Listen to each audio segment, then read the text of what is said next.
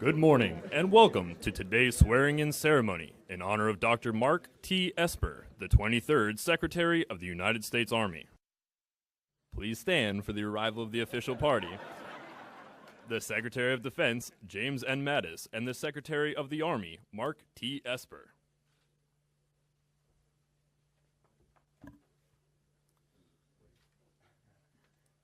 Please remain standing for the singing of our national anthem.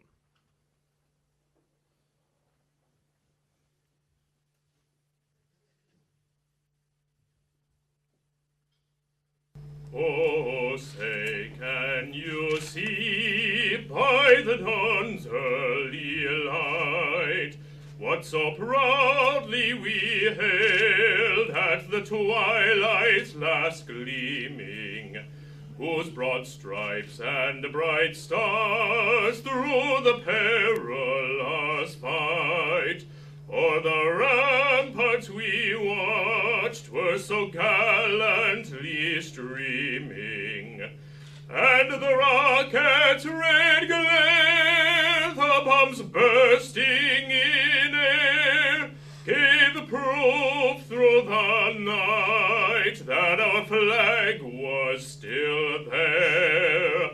Oh, say, does that star-spangled banner yet wave o'er the land of the free, on the home of the brave?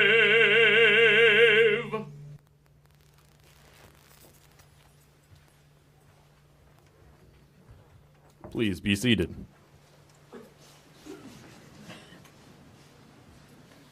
Ladies and gentlemen, the Secretary of Defense. Well, thank you. Thanks very much. Secretary Esper and I, we couldn't sing, so we ended up in the infantry, but wasn't that a great rendition? Well done. No matter how many times you hear that song, you think about when it was written by that guy sitting on that ship out in the harbor watching the fort under attack. And remember who held that fort all the way through the night, General Milley, so thank you. First of all, Leah, to you, your sons and daughter, I would just tell you, I know you weren't there, Mark, but I would just tell you, Luke and Jack and Kate, I think your mother is here, Polly. Welcome. You got to be proud of your lad today, huh? He defied gravity. I know mothers often are worried about what their lads are up to. Director Pompeo, special welcome to you, back with your friend of many decades, but also the Army blood runs thick through you, and we have I will tell you, ladies and gentlemen, we have no finer shipmate, no finer comrade in arms here in DOD than the Director of CIA right now in a host of issues from the most obvious to the most unobvious. But thanks for coming down today and for a partnership that's much thicker than any organizational chart ever admits to. And for so many of you are here, the family, the sisters, the nieces, the nephews, all of you coming in for this, it's a reminder that this is a family business, the protection of this country, and that family runs even larger. So welcome back to your Army family. Also, General, it's good to see you and all the friends of the Army. Mira, thank you for coming. Good to have you back in the Pentagon. Our Undersecretary, our Secretary of the Air Force, General Sullivan, you're still in the game, sir. It's heartening, sir, to have you back. The Coast Guard is here. Remind us that we have 5 armed services, not 4, something we often have to remind people about, Commandant. And I would just tell you, ladies and gentlemen, that what we have together, I think my senior enlisted advisor is here somewhere. Right here, sir. There he is. Okay, Sergeant Major, thank you. United States Army extraordinaire. But I think as we look at this, when we pause in our daily routine, it says something about the quality of the man that is now joining our Secretary of the Navy and Secretary of the Air Force in order to lead this critical component of our joint force. Because we need someone like is returning a native son of the U.S. Army, returning to his Army roots, so to speak, and the long gray line. And if you track Dr. Esper's experience, 21 years in the United States Army, active and reserve. He's been in the 101st Airborne, in Desert Shield, Desert Storm. Although he had every reason to be in school, I understand this attitude. He went truant and did not go to his professional schooling that year, and found a way to be where every one of the Army's red-blooded fighters would have wanted to have been. And along the way, he had Ranger training. He was recognized with the Bronze Star. And I would just tell you that retiring as a lieutenant colonel, that wasn't good enough for us. We're going to get our money's worth out of him now. He ain't seen nothing yet. We have guards on the door, Mark, so you ain't going nowhere, okay? You're here. But you've also had, I would just call it a rigorous study apprenticeship in national security affairs, from Capitol Hill to defense industries. You've been through the academics. I appreciate very much your concern for intellectual property, which this country is bleeding out at an alarming rate, and how we're going to protect that for the good of our Army and our Defense Department. And I think, too, that this knowledge, ladies and gentlemen, is critical, because what we are out to do right now is to make the U.S. military more lethal and more capable. And you need people who come in who can hit the ground running right away. You don't have to explain the difference between a corps and a company. You don't have to go into it and talk about the spiritual side of serving. This is someone who has lived it, who has talked it, more importantly, one who has walked that in tough times. We don't choose leaders, of course, for this department. This is the varsity, this U.S. military. We don't choose leaders based on what they did in the past, however. That is all prelude. What we have here is someone that we are confident will take the Army forward, that has the right value system. We understand if something is not contributing to lethality, it's going to the dustbin of history, and it's going to go to the dustbin of history very, very quickly. I won't mince words. The international security situation is certainly the most complex that I've seen in over 40 years of dealing with it, and it's certainly more demanding. And we are going to answer that with those 3 lines of effort that many in this room have heard repeatedly. Number 1, make the military more lethal. Number 2, we are going to strengthen our alliances, because nations with allies thrive and nations without allies do not. And we are going to reform the business practices. And Deputy Secretary of Defense Shanahan is here, and he comes in from Boeing with a wealth of experience, how you run big organizations, how you take difficult, complex processes and put them at the top of the international game. And I would just tell you that he is a godsend to us and to our service secretaries, who will find in him the most cunning and capable leader, from budgets to programs to how we actually turn pragmatic success inside the department to success out at the forward lines. We were talking earlier in my office, I just signed yet another next of kin letter to a soldier, and that family has a 7-year-old daughter. So what we're doing is absolutely critical, and we're going to have the varsity here. Mark, you're the varsity, and you're a welcome sight for sore eyes. I would also point out that there is no right side of history. I want to make a statement about this, because too many times I've heard certain malcontents or people who are up to mischief or murder or mayhem dismiss it. Well, they're on the wrong side of history. I've read enough history to know history is written by the good guys and the bad guys, and we're going to have to take decisions in this country today, like every generation in the past, that says we're all Americans. This is a nonpartisan issue, the defense of our values, our way of life, our people, and the bottom line is the virtuous and vile alike have written history. But let's remember here today that we're the good guys. We're not the perfect guys, and we'll straighten that up. And this is the person who's going to take us forward in the U.S. Army. We can send the Navy places, and I can get away with murder, frankly, with the naval forces, because other countries say that's easy. They're over the horizon, they're there, they reinforce us, that sort of thing. We can fly over countries as well and reinforce their confidence and say, we hold the high ground with you. But when the U.S. Army comes, what you're saying is America's putting itself on the line. That's the bottom line. The Army has, in years gone by, lost more troops. They've done more of the fighting and more of the bleeding for this country than any service, and to have the Army at the top of its game is critical. There's a historian from Texas, his name's Fehrenbach, and he said, without its tough spearmen, Hellenic culture would have had nothing to give the world. It would not have lasted long enough. And so let me just say that from Lexington to Bastogne to the Korengal, it's been the U.S. Army who stood through the good times and especially the bad times and been our last best hope in a troubled world. And I know that you're going to keep us feared by our adversaries and reassure our allies, as they know when you show up, then the varsity's there with them and they're going to make it. They'll find their manhood and fight harder alongside us. We are, Leah, we are going to cut Mark's pay by 80%. We will work him 3 times as hard. He will work late, and you won't have to worry about holidays. There are none. But I just tell you that we are grateful to you and the family and you young people. We're under no illusions about this. This Army's been tested.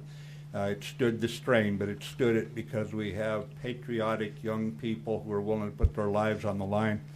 And even you're young compared to me, Dr. Esper, so I'm speaking to you too. So thanks for loaning your father, your husband to us for this.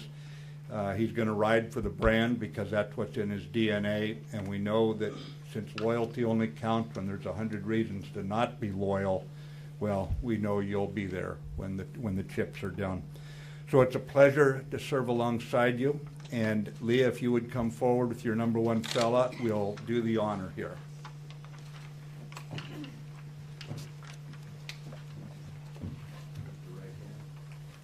Repeat after me. I, and state your full name. I, Mark Esper, Do solemnly swear do solemnly swear that I will support and defend that I will support and defend the Constitution of the United States the Constitution of the United States against all enemies, foreign and domestic. against all enemies, foreign and domestic, That I take this obligation freely that I take this obligation freely without any mental reservation and without any mental reservation or purpose of evasion. or purpose of evasion, That I will well and faithfully discharge the duties that I will well and faithfully discharge the duties of the office on which I'm about to enter.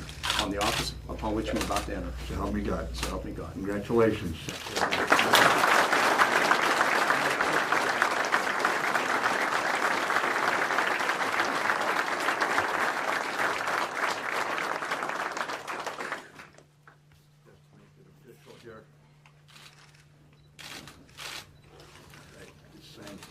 The floor Yes, sir. is yours. Okay.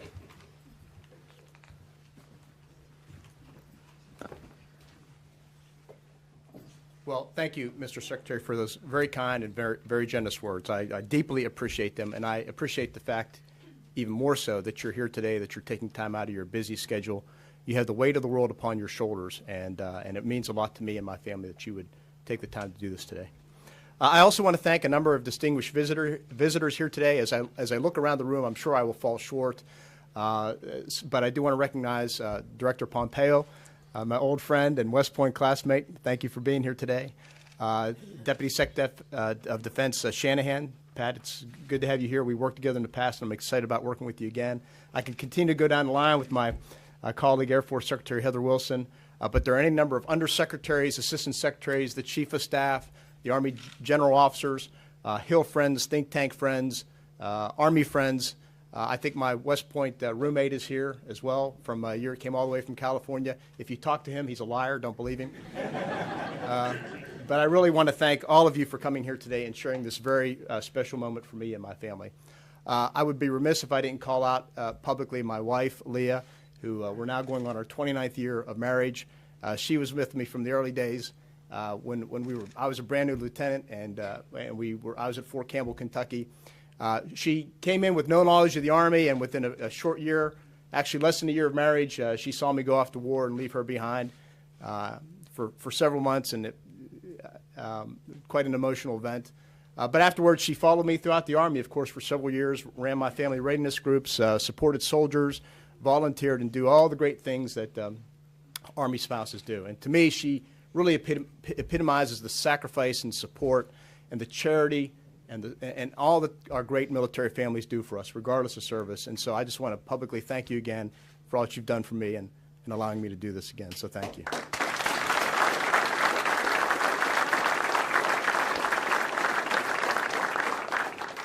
I don't want to torture you all with a long scripted speech. I will save that for this afternoon at Fort Myer for the Army Welcome. So if you're able to make it, you'll get that there. I do want to speak for a few minutes, make some remarks about the role, and thank a few additional folks along the way. And I'll begin by saying that months before the election and certainly afterward, a number of people would come up to me and say, you know, Mark, are you interested in serving the executive branch again? Would you want to return to public service? And of course I said yes, but there are three things that would weigh on that decision. And I always said it would depend on the job, it would depend on who I work for, and it would depend on who I work with. Because having worked in the executive branch a few times before, specifically in DOD, I know well that the hours are long, that the work is difficult, that the pay is not as good as the private sector. Isn't that right, dear? But that it can also be rewarding. And the fulcrum of that decision really comes down to those three questions that I would weigh out in any type of final decision. And so it goes without saying that when Secretary of Defense Mattis was sworn in and became the Secretary, I couldn't have been more inspired and excited to work under his leadership and tutelage.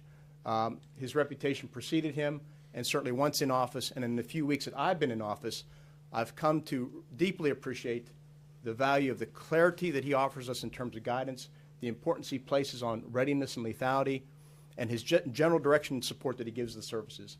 As a leader of the Army, I can't ask for more than that type of clarity of thought, that guidance, and that support. It's critical to the tasks we have ahead of us. And again, Mr. Secretary, thank you again for all that and for your support for me to be the Secretary of the Army. The second question had to deal with who I'm working with. And I got to tell you, I could not have picked a finer Army team, leadership team, to serve alongside. Whether it's Undersecretary McCarthy, who is a combat veteran, a man with boundless energy, extensive knowledge of DOD. He's been a great counsel to me and a great Undersecretary. Chief of Staff of the Army, Mark Milley, who everyone knows well for his years of dedicated leadership, his clarity in terms of what we need to do to prepare our troops for the critical warfighting missions. And I can go on and on about the Vice Chief, the Sergeant Major of the Army, and other general officers. Needless to say, Mr. Secretary, I want to assure you that we are all on the same wavelength in terms of what the Army needs to do. We all understand the rigors of wartime. We understand the importance of training, being prepared for combat, and we are all prepared to make sure that our country, our Army, is ready should we be called upon again.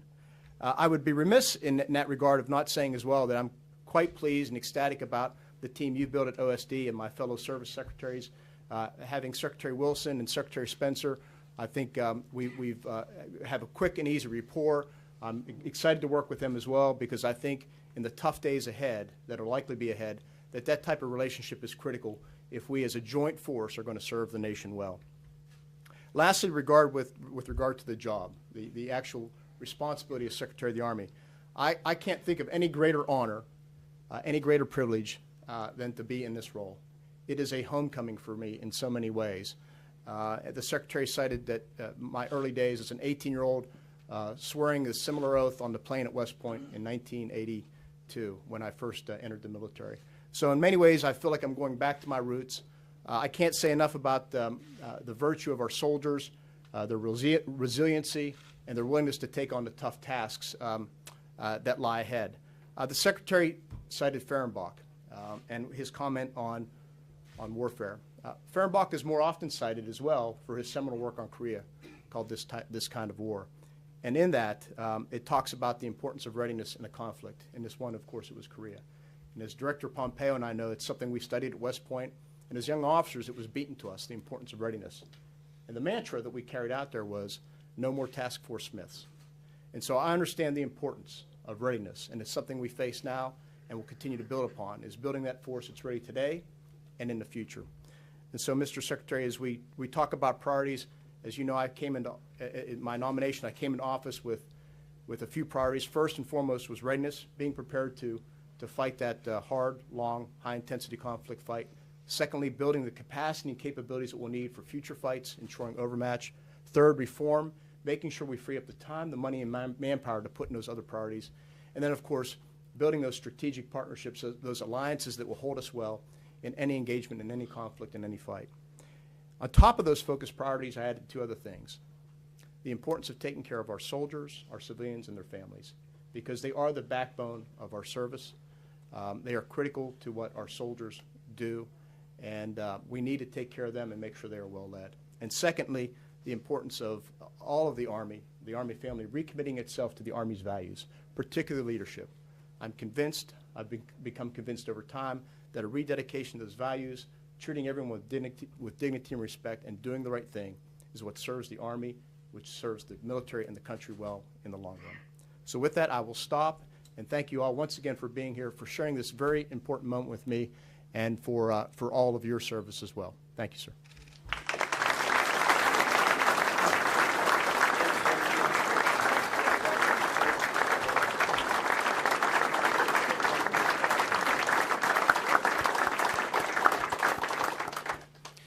Thank you, Secretary Esper. Ladies and gentlemen, please join in the singing of the Army Song.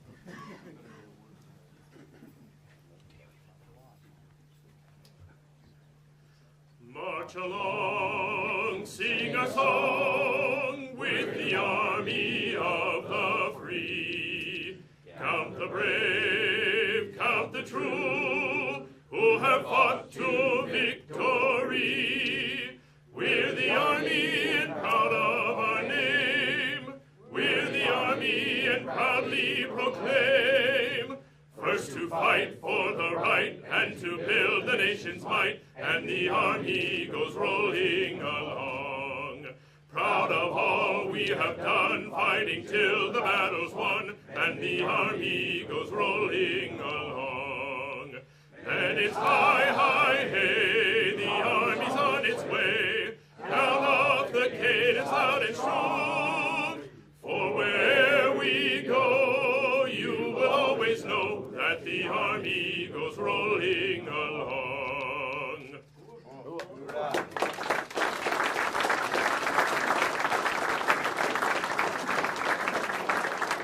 Ladies and gentlemen, this concludes today's ceremony. You are invited to come forward and congratulate Secretary Esper and his family. Thank you.